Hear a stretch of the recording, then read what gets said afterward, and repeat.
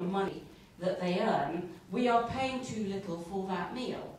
As a result, the taxpayer, which is also us, has to step in and subsidise that family so that that person can do that job. This makes no sense. It would be better if we paid higher prices, realistic prices, so people could actually live on a living wage and not have to be subsidised, and we wouldn't have to go through this crazy system. Polly, can I bring in the gentleman in the glasses there? Yes, I was interested in thinking about why we're in this position. You know, when Blair came into power, there was this wave of optimism that many of the social issues that were the wake of Thatcherism, no such thing as society, etc., would be addressed. Where do you think New Labour went wrong? That's opening up a huge can of worms. I have to say that it's, you know, you're facing an enormous, vast backlog of problems. When Labour left power, to be partisan, in 79, 1 in 7 children were poor. What happened largely in the 80s, somewhat in the 90s, was that the shift changed to 1 in 3 children. That, I mean, imagine, 1 in 3 children in this country born poor. Also, 1 in 3 poor children in what was then Europe, and I got bigger, were British, of poor children. I mean, it was a huge thing to shift. I think a generation of young people in the 80s just got lost. They never got jobs, they never got on their feet. They're now parents, and everybody sort of says, oh, look, they're all shameless. And you think, well, what happened to them? Actually, quite a lot of them are in mining communities and shipbuilding communities, steel communities, you know, places like Easington, which are, you know, the worst. They are whole industries lost, whole generations lost, where nothing was put into place. All right, you couldn't have people going on digging up coal nobody wanted, but nothing was put into place during those years. I mean, real social fracturing. And I think that takes a long time. And Labour has lifted 600,000 children out of poverty. Has it done enough? No, not nearly enough. Has it at least reversed the trend? Yes. And that's taken very heavy lifting. And I don't think Labour realised how hard it would be. And it has been like running up a down escalator. And it's going to go on being like that. And if anybody stops doing that running, it'll plunge right back down again. And I hope the Conservatives, if they're going to win next time, but let's not be too mealy-mouthed about this. I mean, one of the reasons, to answer your question, is that people like you, like us, have huge amounts of political and cultural power, and people like you and us don't, in the main, want to spend more of their, what they call hard-earned income, on collective provision through the tax system.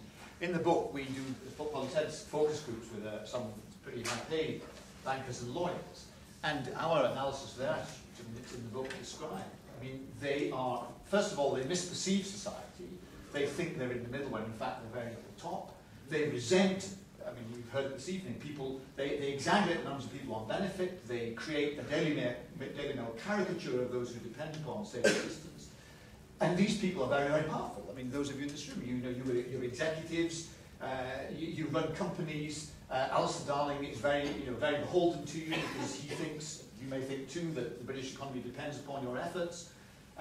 Your power is manifest in the pusillanimity of the Blair government, and Brown government too, which is actually saying, ooh, we mustn't frighten these people too much because they may decamp to Dublin or to Zurich or wherever.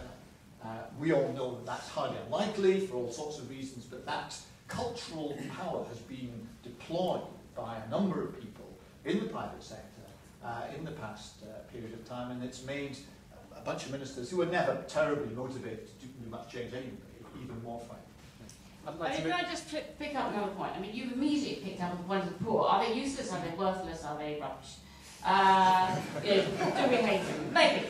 But what about the very rich? How can it be that in the last 20 years, FTSE 100, no, FTSE 250 FTSE 100 CEOs, 20 years ago, earned 17.5 times their average employee. In 20 years, they now earn 75 times. Now, that should shock you more, because it's more dysfunctional. There are many fewer people on benefits than there were 20 years ago. There are many fewer people drawing on the state in that way. Many more people in work for all sorts of reasons, good economic reasons. But what's going on at the top does real damage. It really matters. I mean, what does it really matter? Just a handful of people Well, it really does, and I think it's very, very dysfunctional, and there is no mechanism to stop it going on happening. City bonuses have hardly gone down at all, despite the crunch that's happened. They've diminished very slightly. Those people keep track every year, and in 06 to 07, when average wages went up 4%, the FTSE 100 CEOs went up 37%. And that has happened year on year on year. It's a real inflator. And I don't think that's sustainable. Given that this is the week of the government's much anticipated relaunch, are there any questions around where Gordon Brown is taking the government? Somebody wanted to ask the question earlier on. A few people were saying, Paul, please. Well, I was going to do a really tenuous link from poverty to a question about Brown's future, but I suppose I better. That's all right. No, I made it for you. Perfectly right. I mean, you've written extensively on successive governments at global level and the Brown government. I mean, where is the future for a potential Black government? Do you see him living out in the next election? I have to say that I think it unlikely that he will fight the next election. I would say it's sort of 70-30 against. It's possible that, much further down the line he'll actually walk away at the last moment. It's possible, I think perhaps before that a group of people will say enough is enough, we've got to try something else. I don't think we've got to that point yet. It's never impossible to change your fate, but in terms of history of polls, I don't think anybody's come back from such a deep dark hole as he's in now. Personally, his own personal ratings. I think when you've been discredited to that, or you've been written down to that degree, people simply put their fingers in their ears and they don't listen anymore. And even if you do come back with a terrific new agenda, they say these are panic measures, or they've already decided that you're not what they thought or hoped you were, and it's almost impossible to get back. I find it quite hard to construct the scenario, whatever he did, by which he comes back again. I mean, whether Labour has anybody else, can arrive at a new leader without terrible internal ructions, and a new leader can arrive looking, feeling fresh with a whole lot of new ideas. I mean, I think it's certainly true that there are lots of vulnerabilities still, if you look at the polls carefully, in the Conservatives' position. Cameron is very strong, but he also still has a very strong tag that says lightweight, we're not quite sure.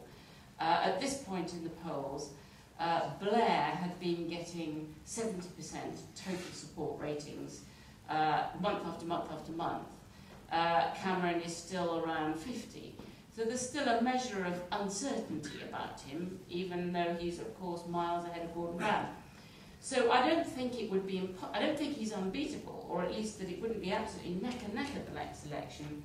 But I have very strong doubts about whether Gordon Brown can recover from where he is now. Two more questions. So we're going to take this gentleman, and then yourself, sir, at the front. I just actually kind of slightly extending from that, wanted to talk about what you were saying about the disconnect between the notion of the American dream, which has obviously been talked about over the last couple of weeks at the two conventions. David mentioned in the speeches made by David Cameron and Chris Grayling, and whether there is actually a complete disconnection, or whether you think there actually is a potential political solution to these problems, in that there seems to be a high degree of political rhetoric which pays lip service to the problems of inequality, while also paying lip service simultaneously to a libertarian idea of freedom. And a disconnection between that and actual policy statements. I'm thinking particularly of Cameron's approval of the Wisconsin model, which would seem to directly contradict, in every sort of conceivable way, the statements that we've seen quoted about the Conservative desire to address inequality. So I'd just like to hear what you'd like to say about the disconnection between political solutions and whether they're available. No, I think you put it very well. I think there really is. I think that often politicians will ends, but they don't will means. I have no doubt at all about the good faith of the Conservatives wishing to see a society in which children had more equal opportunities. I don't think they're cynical about that. I think, as Labour was to some degree, I think they're naive about it. I think that very often politicians think saying something is the same as doing it. And they don't understand, and certainly Blair was able to do this a great deal, persuade himself that if he made a terrific speech on something, it was more or less done. Clinton had a bit of this too, and I think Cameron suffers from it as well. You get so carried away